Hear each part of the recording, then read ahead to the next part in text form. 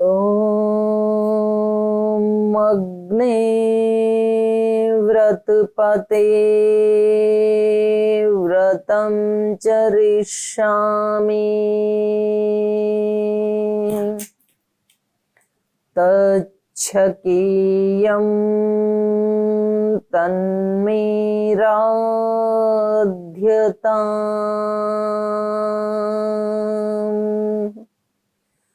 इदमहमनृतात् सत्यमुपैमि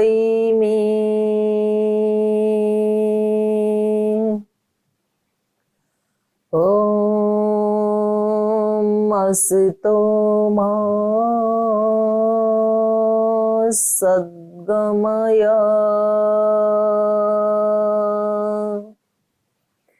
तमसो मा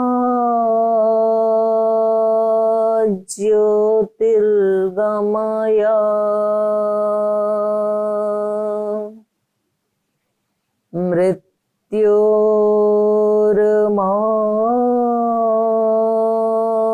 मृत्योर्मामृतं गमय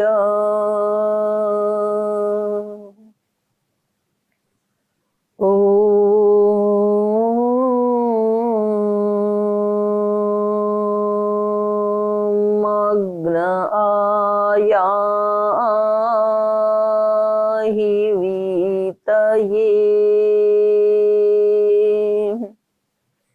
गृणानो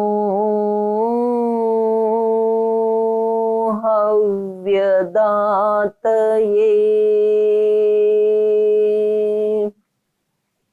निहोता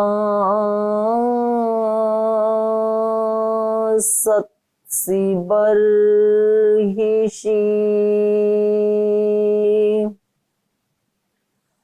ॐ सहनाववतु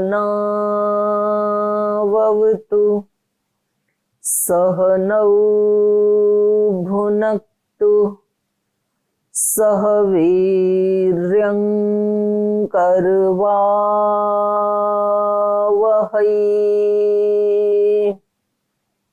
तेजस्विनावधीतमस्तु मा विद्विषावहै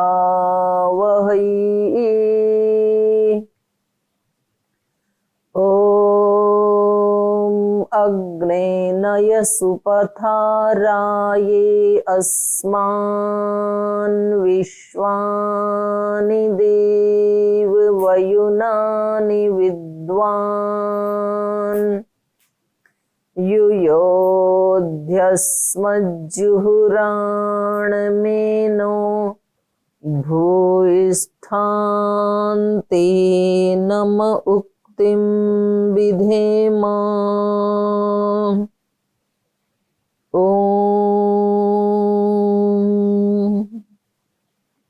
शान्ति शान्ति शान्तिः।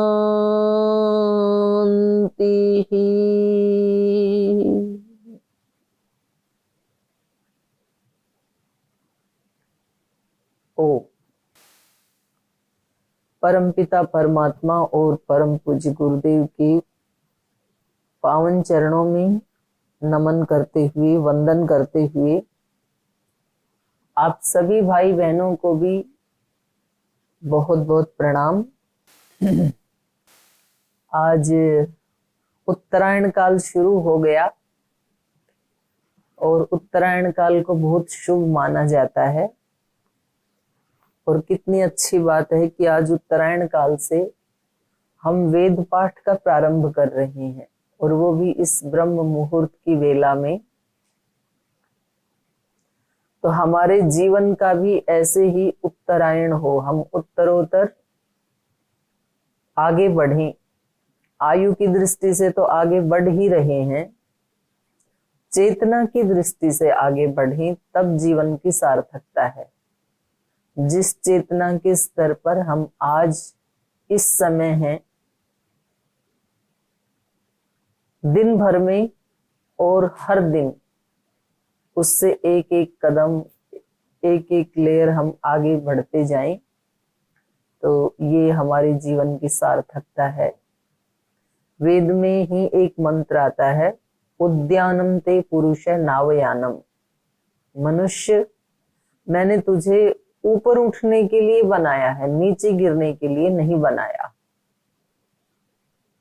अन्य योनियों में हम पहले बहुत नीचे जा चुके हैं और जब पाप और पुण्य बराबर हो जाते हैं, ऐसे माना जाता है, तो फिर हमें मनुष्य का शरीर मिलता है। तो मनुष्य का शरीर मिलने के बाद उसका उद्देश्य है देवत्व को प्राप्त करना, क्योंकि एक क्रम है ये।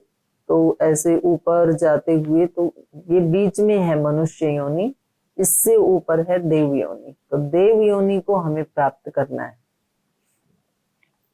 जैसे अभी यजन चल रहा है तो ये अग्नि ऊपर की तरफ जा रही है। अग्नि को आप इसके ऊपर कोई प्लेट रखें, कोई छलनी रखें तो साइड में से निकल के ऊपर की तरफ जाएगी, कभी भी उसको दबाने से भी वो नीचे नहीं जाती है। इसलिए हमें इस प्रातः काल की ब्रह्म मुहूर्त की वेला में बिल्कुल अपने मन में ये तय कर लेना चाहिए कि मुझे आज के दिन एक क्षण के लिए भी अपनी भागवत चेतना से, गुरु चेतना से, ऋषि चेतना से, ब्रह्म चेतना से नीचे नहीं आना है। कुछ भी हो जाए, परिस्थितियां आएंगी, कभी कभी बहुत अच्छी परिस्थिति आएगी तो कभी कभी डाउन परिस्थिति भी आएगी। तो सब परिस्थितियों में अपने आप को उस चेतना से नीचे न आने देना। जैसे गांव में माताएं पहले तो कुएं से जल भर के लाती थी, तो जैसे कोई माता है उसके सिर के ऊपर एक घड़ा रखा है, एक हाथ में भी घड़ा है और इधर वाली गोद में बच्चा भी ले रखा है। जैसे राजस्थान, हरियाणा, हमने तो देखा है ऐसे प्रत्यक्ष अपनी आंखों से। और वो दूसरी बहन से बात भी करती हुई चलती है। लेकिन जब कोई ऐसी परिस्थिति आई, मान लीजिए उसको ठोकर लग गई, कहीं कोई खड्डा आ गया, उससे पहले वो घड़े को भी संभाल रही है, बच्चे को भी संभाल रही है, हाथ वाले घड़े को भी संभाल रही है, बात भी कर रही है। लेकिन कोई खड्डा आ गया और अब उस खड्डे में जब गिरते हैं तो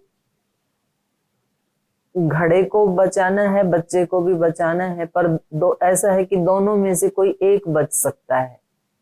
तो वो बहन किसको बचाएगी? घड़े को ज्यादा बचाएगी या बच्चे को बचाएगी? तो आप सबका उत्तर होगा बच्चे को बचाना चाहेगी पहले। वो घड़ा टूट जाए तो नया आ जाएगा, लेकिन बच्चे को नहीं गिरने देगी। तो प्रायोरिटी हमारी किस पे होनी चाहिए?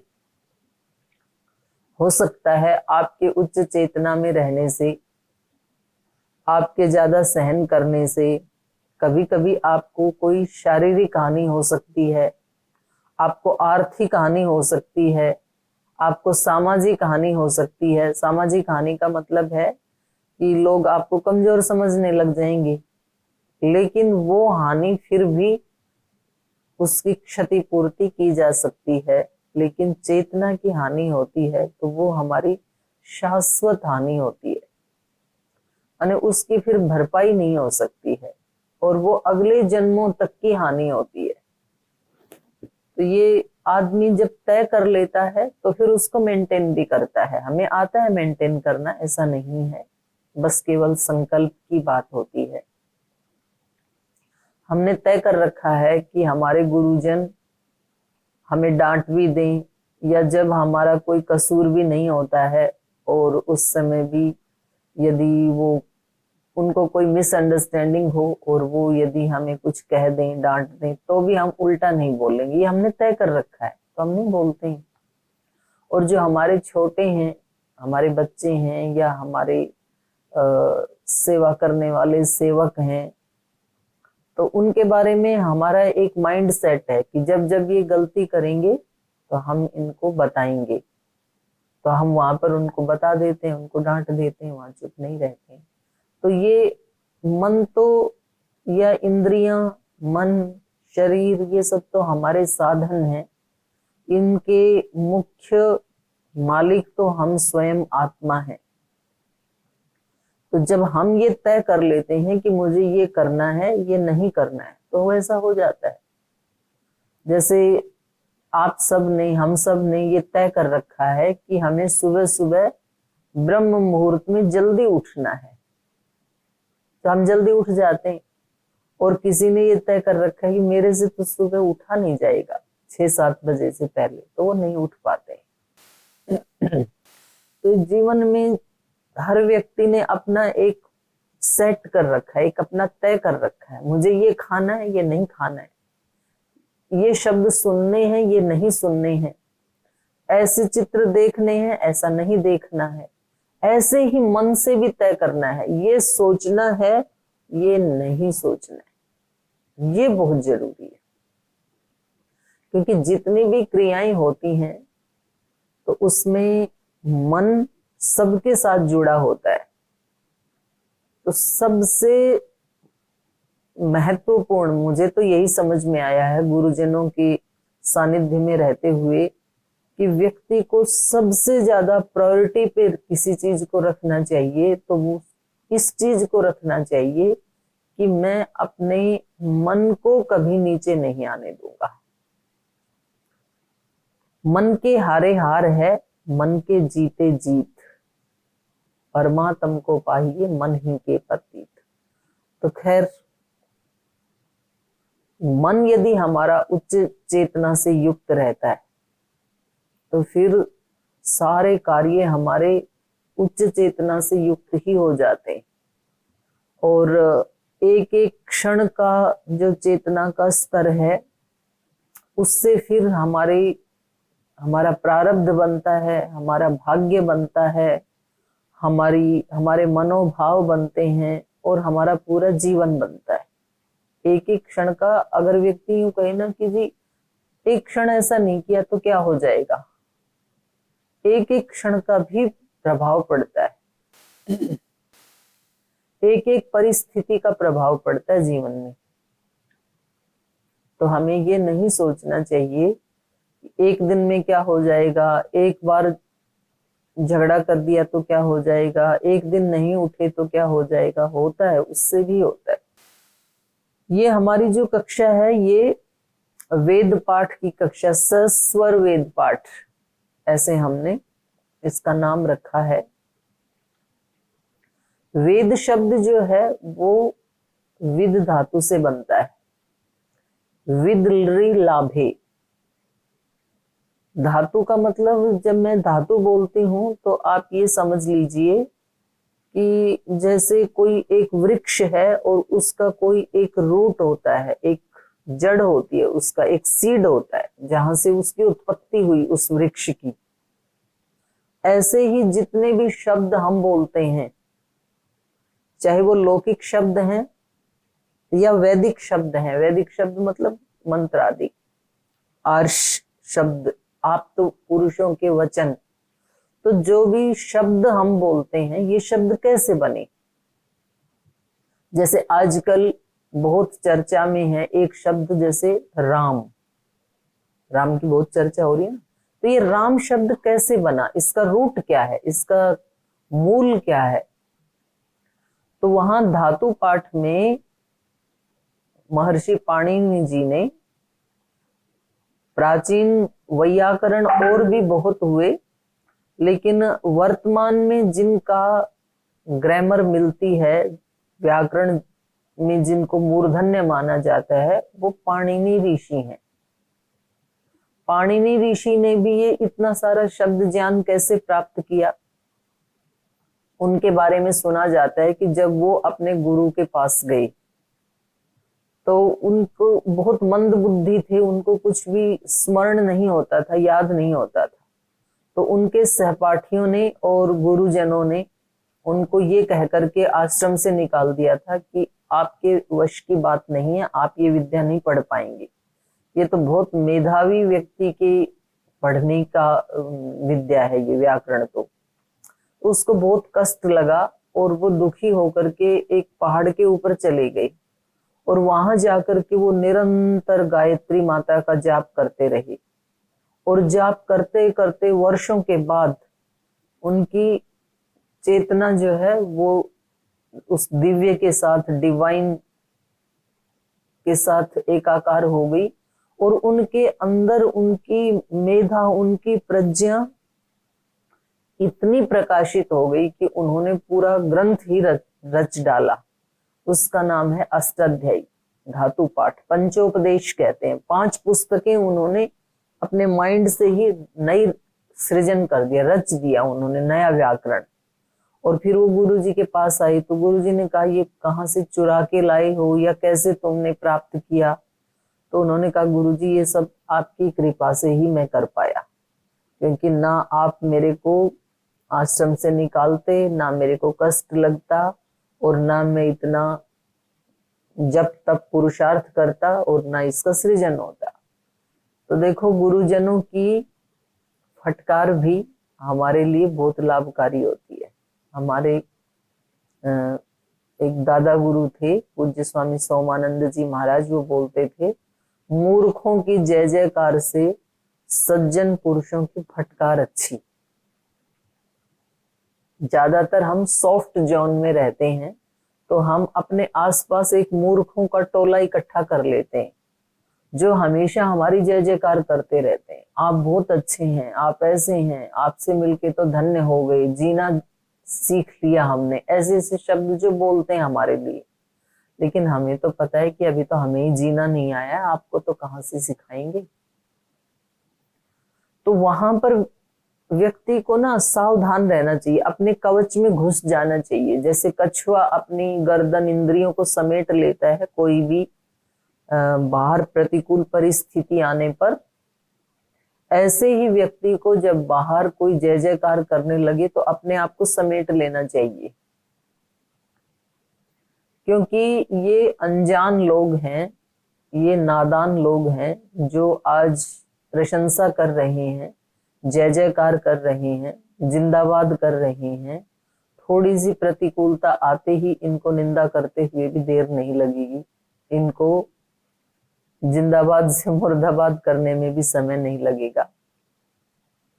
और जब कोई हमें बड़ा व्यक्ति फटकार लगाता है, कुछ डांटता है, सिखाता है, तो फिर हमें उसका बुरा नहीं मानना चाहिए, बल्कि आत्मनिरीक्षण करना चाहिए कि ये हमें कुछ नया सिखाना चाहते हैं। और फिर जब हम उनके प्रति द्वेष भाव नहीं रखते हैं तो सचमुच ही हमारी चेतना का उत्थान होता है। तो ऐसे पाणिनि महर्षि का भी उत्थान हो गया, उन्होंने नया व्याकरण रचा।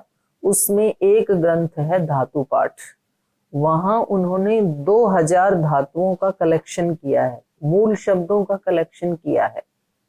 और उन्होंने कहा कि ये तो मैंने थोड़ा सा कलेक्शन किया, उन्होंने मतलब पाणिनि ऋषि ने घूम घूम करके संसार में देखा कि किस अर्थ के लिए कौन सा शब्द प्रयोग किया जाता है, और फिर उन्होंने उसका एक मूल शब्द बना दिया और उसका एक अर्थ लिख दिया। जैसे फॉर एग्जाम्पल, मैं उदाहरण के लिए आपसे बात करूं, जब हम भी अभी जैसे पूज्य गुरुदेव के अनुग्रह से, उनकी कृपा से पूरे देश भर में घूमने का अवसर मिला, तो हमने देखा कि महाराष्ट्र में बड़ी दीदी को ताई कहते हैं। जैसे हमारी सुधा ताई जुड़ी हुई हैं, अभी शोभा ताई जुड़ी हुई हैं और संजीवनी ताई जुड़ी हुई हैं, तो ये सारी ताई हमारी तो महाराष्ट्र में बड़ी बहन को ताई कहते हैं। फिर थोड़ा कर्नाटक में जाएं, कर्नाटक से हमारी सुजाता ताई, आरती ताई जुड़ी हैं और भी ताई जुड़ी हैं। तो वहां ताई का अर्थ होता है माँ। और फिर हम हरियाणा में आए, हरियाणा से भी कुछ हमारी बहनें जुड़ी हुई हैं, और मैं भी हरियाणा से जुड़ी थी पहले, अभी तो उत्तराखंड की हो गई हूँ, सीमा माता की हो गई अब तो। तो यहाँ उत्तर भारत में ताई कहते हैं, जो पिता के बड़े भाई हैं ताऊ जी, उनकी पत्नी ताई। तो देखो अलग अलग उत्तर दक्षिण में ताई एक ही शब्द है, अर्थ थोड़े थोड़े मिलते जुलते हैं। तो महर्षि पाणिनि जी ने घूम घूम करके देखा कि ताई का मतलब होता है जो संतानों का पालन करती है। तो उन्होंने एक धातु बना दी, ताईरी संतान पालनयो। ताई उसको कहते हैं जो पालन पोषण करती है बच्चों का, संतानों का। तो अब बड़ी बहन है, वो भी अपने छोटे भाई बहनों का पालन करती है। माँ है, वो तो करती ही है अपने बच्चों का पालन। और फिर जो माँ की बड़ी माँ है, मतलब जेठानी है, तो पहले ऐसे होता था कि वो जो सगी माँ है वो कामकाज करती थी, और जो बड़ी माँ है वो बच्चों का पालन पोषण करती थी। तो ऐसे उन्होंने घूम घूम करके किस अर्थ के लिए क्या शब्द कहा जाता है, तो ऐसे धातुएं उन्होंने बनाई। और उन्होंने बताया इतनी ही धातुएं नहीं हैं, 2000 ही धातु नहीं है, धातुएं अनेक हो सकती हैं, लेकिन जितने भी शब्द हैं उनके पीछे कोई ना कोई एक मूल रूट होता है। तो जैसे मैंने आपसे कहा कि शब्द है जैसे राम, तो राम का अर्थ क्या है, वहां पर धातु है रमु क्रीड़ायाम। जो ये संसार रूपी क्रीड़ा करता है, जैसे हम खेलते हैं, क्रीड़ा करते हैं, तो हमारी क्रीड़ा तो छोटी सी होती है, 1 घंटे में संपन्न हो जाती है। लेकिन ये जो भगवान की क्रीड़ा है, ये सारी सृष्टि, केवल पृथ्वी नहीं, अन्य लोकांतर भी, जो हम ग्रह उपग्रह और आकाश में अनगिनत जो नक्षत्र तारे आदि देखते हैं, ये सब उस ईश्वर की क्रीड़ा है, क्रीड़ा में रच देता है। तो जो इस सारी क्रीड़ा को रच रहा है उसका नाम राम है, रमु क्रीड़ायाम। जिसको ये सारा जगत क्रीड़ा की तरह से लगता है, कुछ भी नहीं है। जैसे खेल में हम कितने रिलैक्स होते हैं, ऐसे खेल खेल में इस संसार को जो रच देता है वो राम है। जिससे ये संसार बना, वो जिससे ये क्रीड़ा रूप में संसार बन गया, वो राम है। जिसके लिए, जिसकी क्रीड़ा के लिए ये सारा संसार है, वो राम है। तो ऐसे 7 विभक्तियों में हम इसका पदच्छेद करते जाएंगे। जिससे ये संसार बना, जिसका ये क्रीड़ा है वो राम है, जिसमें ये क्रीड़ा है 7वीं विभक्ति में करेंगे, यस्मिन एषा क्रीड़ा वर्तते। जिस ब्रह्म में ये क्रीड़ा विद्यमान है, उससे बाहर नहीं है, वो राम है। तो ऐसे शब्दों के अर्थ खुलते हैं व्याकरण पढ़ने से। तो जो वेद शब्द है, यहां विद धातु है। विद धातु 3 बार आई है वेद में, 3 बार या 4 बार आई है। एक जगह उसका अर्थ है विद्लि लाभे। तो वेद का मतलब हो गया जिसके पढ़ने से, जिसके सुनने से और जिसके उन मंत्रों का साक्षात्कार करने से जीवन का सबसे बड़ा लाभ होता है, उसको वेद कहते हैं। दूसरा विद धातु का अर्थ है विद सत्तायाम। वेद, वेद का अर्थ हो गया जिसकी पूरे संसार में सत्ता है। सत्ता मतलब अस्तित्व है जिसका। तो ज्ञान का ही अस्तित्व है। वेद का अस्तित्व मतलब वेद का अर्थ ज्ञान भी है, वेद का अर्थ साक्षात ब्रह्म भी है। तो विद्लि लाभे, विद ज्ञाने, ज्ञान अर्थ भी है वेद का। ज्ञान की ही सत्ता है, अज्ञान का तो कोई मूल्य नहीं है इस संसार में। वेद, तो विद्लि लाभे, वेद का अर्थ है लाभ, वेद का अर्थ है सत्ता, वेद का अर्थ है ज्ञान। तो ऐसे वेद शब्द जो है, हमारी जो वैदिक सनातन परंपरा है, उसमें तो वेद को साक्षात भगवान की वाणी माना जाता है। सृष्टि के आदि में जब भगवान ने ये सारी सृष्टि बनाई, तो इस सृष्टि का प्रयोग कैसे करेंगे हम, उसके लिए वेद की रचना की। आप वेद में देखना और उसके अकॉर्डिंग आप आचरण व्यवहार करना। जैसे हम कोई छोटा सा बर्तन भी लाते हैं मार्केट से, मान लीजिए हम प्रेशर कुकर लाते हैं, तो उसके साथ एक छोटी सी बुकलेट आती है, उसमें लिखा होता है इसको कैसे यूज करना है। जैसे हम फ्रिज लाते हैं तो उसके साथ एक बुकलेट आती है। कोई भी हम सामान लाते हैं तो या तो उसके साथ एक बुकलेट आती है, या तो कोई पंपलेट टाइप पेपर आता है, या तो उसके ऊपर लिखा होता है कि इसको कैसे प्रयोग करना है। ऐसे ही कहते हैं कि भगवान ने जब सृष्टि की रचना की तो उसके साथ ही इस सृष्टि में कैसे व्यवहार करना है, उसके लिए भी एक ज्ञान, एक नॉलेज की बुकलेट हमें दी उन्होंने। उसका नाम है वेद। वेद का मतलब ये पुस्तक रूप में दिया ऐसा नहीं है, ज्ञान रूप में हमें दिया सृष्टि के आदि में ही।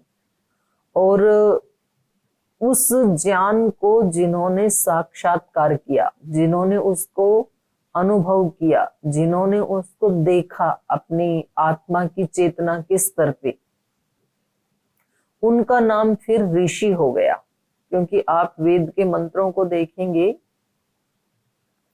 देखो वेद शब्द जो है ना, या वेद का जो अर्थ है, उसके ऊपर भारतीय विद्वानों ने भी और पूरी धरती के जो विदेशों के जो विद्वान थे उन्होंने भी, सबने इसके ऊपर चिंतन मनन किया है। तो जहां वैदिक परंपरा, भारतीय परंपरा, सनातन परंपरा है, उसमें वेद को परम प्रमाण माना जाता है। भाई कोई कहे ना भाई आपकी बात सत्य है या असत्य है, इसका क्या प्रमाण है, तो कहेंगे कि वेद इसका प्रमाण है। यदि वेद में ऐसा लिखा है तो फिर आपकी बात सत्य मानी जाएगी, यदि वेद में ऐसा नहीं है तो आपकी बात प्रामाणिक नहीं मानी जाएगी, क्योंकि ये साक्षात भगवान की वाणी है। तो कुछ विदेशी लोगों ने इसकी समालोचना करते समय निंदा भी की है, लेकिन वेद का अध्ययन और वेद का प्रमाण, चाहे देशी या विदेशी, जो भी विद्वान, जो भी महान जिनको कहा जाता है विद्या की दृष्टि से, उन्होंने इसके ऊपर काफी समालोचनाएं की हैं। किसी ने वेद की निंदा की है, किसी ने वेद की प्रशंसा की है, लेकिन वास्तव में यदि देखा जाए तो वेद अपने आप में, वेद का एक एक मंत्र, और एक मंत्र नहीं, ऐसे लगता है एक एक शब्द बहुत बड़े रिसर्च का कार्य है। ये केवल जो हमें पुस्तक में दिखाई देता है, लिपिबद्ध जो किया हुआ है, ये तो बहुत बाद में आकर के लिपिबद्ध किया। वेद को श्रुति कहा जाता है। श्रुति मतलब श्रवण परंपरा से जो प्राप्त होता है। तो श्रुति परंपरा से वेद जो है, जैसे सृष्टि के आदि में ज्ञान भगवान ने हमें दिया, लेकिन उस ज्ञान का साक्षात्कार कुछ महान ऋषियों ने किया। जैसे मैंने अभी बताया ना, पाणिनि ऋषि ने गायत्री मंत्र का जाप किया और उनको पूरे व्याकरण का ज्ञान अंदर ही प्रकट हो गया। ऐसे उन्होंने उस समय, उनके पास गायत्री मंत्र था या नहीं था, या अन्य किसी भी मंत्र से, जैसे महात्मा बुद्ध ने तो किसी भी मंत्र से साधना नहीं प्रारंभ की, उनको कोई ऐसे शब्द ज्ञान की नॉलेज तो नहीं थी, लेकिन उन्होंने वहां जाकर के, बोधि वृक्ष के नीचे जाकर के ये सोचा कि मैं अपने अंदर की जो दुनिया है, मेरे अंदर का जो संसार है, जो इनविजिबल मेरा एग्जिस्टेंस है, उसको मैं जानूं। तो जैसे ही उन्होंने आंखें बंद की और अपने मन को शांत किया, तो उनका सबसे पहला ध्यान श्वास के ऊपर गया, प्राण के ऊपर गया। अंतर की दुनिया में जब प्रवेश करते हैं तो पहली मुलाकात हमारी प्राण के साथ होती है। श्वास की प्रतीति होती है हमें कि ये श्वास चल रहा है, दिखता तो नहीं है पर चल रहा है। अब वो उसी को ही देखने में लग गई, और उसको देखते देखते वो इतने गहरे चले गए, और बाद में जाकर के ये ध्यान की एक पद्धति ही बन गई, विपश्यना ध्यान। विप्रकृष्टेन यह पश्यति इति विपश्यना। विशेष रूप से जब इसको देखा जाता है, वैसे तो श्वास चल ही रहा है हमारा, जब हम जागते हैं तब भी श्वास चल रही है, इवन सो जाते हैं तब भी श्वास तो चलती ही रहती है। लेकिन हम सोते समय तो क्या ही उसका ध्यान करेंगे, जागते हुए भी ध्यान नहीं करते हैं हम। तो जिन ऋषियों ने उन अर्थों का अपने एक विशेष साधना की पद्धति से किसी एक विशेष ज्ञान उनके हृदय में अभिव्यक्त हुआ, प्रकट हुआ, तो फिर उस ज्ञान के वो ऋषि बन गए। जैसे आज की भाषा में हम कहें तो जो हमारे वैज्ञानिक हैं, किसी एक चीज की वो खोज करते हैं तो उसके साथ फिर उनका नाम जोड़ दिया जाता है कि भाई गुरुत्वाकर्षण के नियम की खोज न्यूटन ने की, ऐसे कहा जाता है ना। यद्यपि उनसे पहले वेद में जब देखेंगे तो उससे भी पहले ऋषि हैं, लेकिन बाद में उनका नाम कहीं ना कहीं लुप्त इसलिए हो गया कि उन्होंने जिस ज्ञान का साक्षात्कार किया उसको उन्होंने लिपिबद्ध नहीं किया। कोई पुस्तक रूप में नहीं मिलता है हमें, पुस्तक रूप में केवल ऋचाएं मिलती हैं,